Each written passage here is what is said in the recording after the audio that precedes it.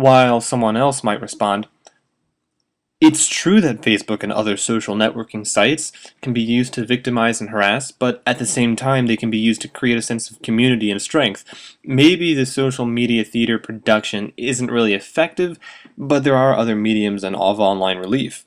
There are blog sites set up for the express purpose of creating a community around an interest, which students can take part and find comfort in. I never learned to read and write to do well on a test, or for the sake of reading and writing in and of itself. As literacy expectations grew with my age, so too grew my reasons for literacy learning. As the chapter of this section implies, my dad's methodology and teaching took greater importance as I became older. Beyond building morals and familial connections, my dad was impressing problem solving through his scientific questions and critical thinking with his read and response sessions at the dinner table. In these response and debate sessions, my dad brought forth our fascination with making sense out of what we read, and as Keith Gilliard says, making sense is the single most important thing about reading, for it is the urge that motivates us to read in the first place. Though improved literacy still functioned as a medium to receive approval from my parents, more and more it became a way to forge my identity, an identity that became infatuated with solving the puzzles inherent to every piece of writing ever created. My dad acted as a literacy sponsor of Inquisition. What is this text trying to say? Is it trying to convince you of something? Is it just a story with no particular message? Do you think the characters should have done something different? These are questions that became implicit to every session of critical thinking, and as I mentioned before, the answers I found to these questions did not have to match up with the answers of my siblings. Indeed, having different opinions was encouraged by my parents, as it was thought to encourage individuality, which is to say that it encouraged us to find our own ways of problem solving. In the next and last section, I hope to show an activity that strengthened my powers of problem solving.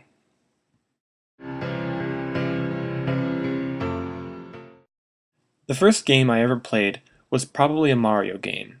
A 16-bit, two-dimensional, side-scrolling adventure, the Mario series served as my entrance into the quickly growing world of gaming.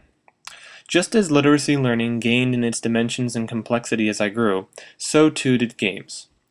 From the first hand of Old Maid I ever played in daycare, to video games with complex puzzles to be completed, game playing followed and grew with me as I changed from toddler to adolescent to young adult.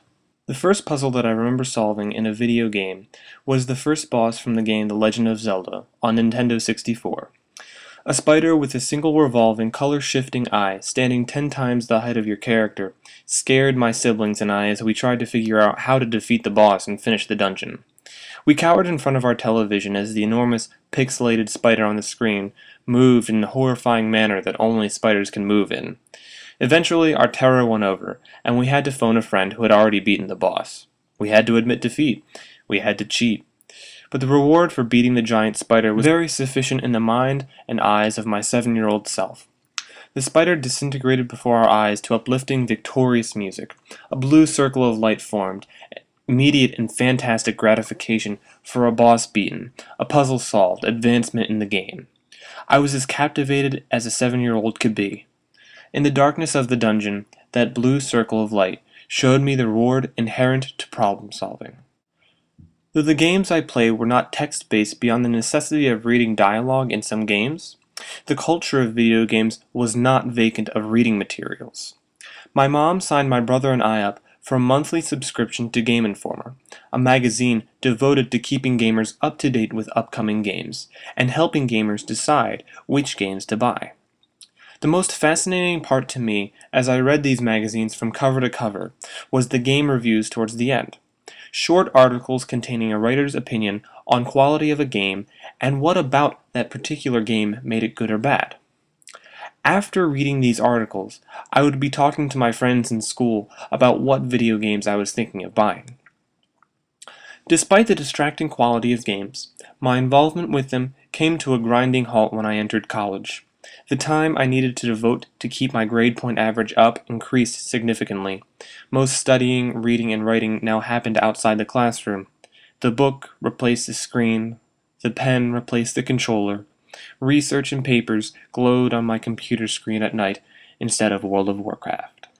In the field of education today, a heated debate flares over video games.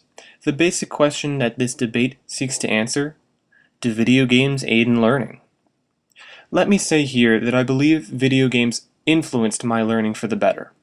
Perhaps one could make the argument that students could benefit more from other activities, such as reading a book, and I certainly don't mean to make the argument that video games can teach someone to read or write by themselves. However, video games naturally align themselves with critical thinking in their creation.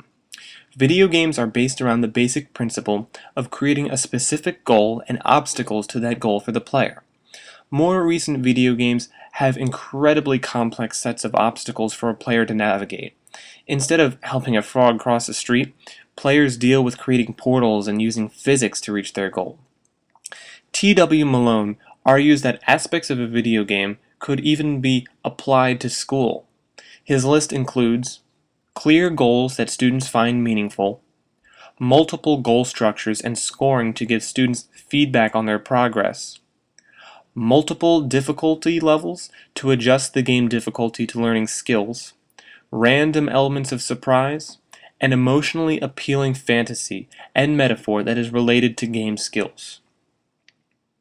For me, achieving the clear goals within video games had an implicit outcome: enhancing my ability to creatively think and problem solve. I may have been born at an ideal time, as the complexity of my literacy tasks increased almost hand in hand with the general complexity of video games. Scaffolding took place with my literacy learning as well as my critical thinking. From climbing a bookshelf, to climbing a table, to playing Old Maid, to keeping up with my siblings' achievements, to responding in a meaningful way to a Reader's Digest article, to defeating giant arachnids in video games, and finally the ever-complex task of honing my writing skills. My ability to think critically about how to achieve a goal and get what I want has been put to the test over and over again. In the real world, there can be failure to solve a problem resulting in real consequences. However, the world of video games offers a space where critical thinking and problem solving can be put to the test again and again without consequence. In the real world, the consequence for lacking the literacy ability to first decode and then make and decipher meaning from a text was the fear of being a disliked child.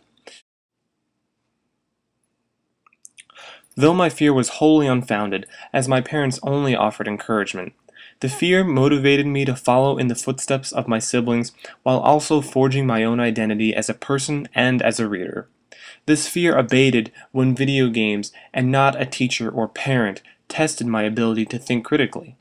In this way, video games served as an emotional safe zone for me to hone the skills of critical thought and problem solving through working out the solutions to puzzles which never cease to increase in complexity. Ultimately, video games, whether it was defeating a boss or picking out the qualities of enjoyable games, played an important part in my ability to see through a system to an answer.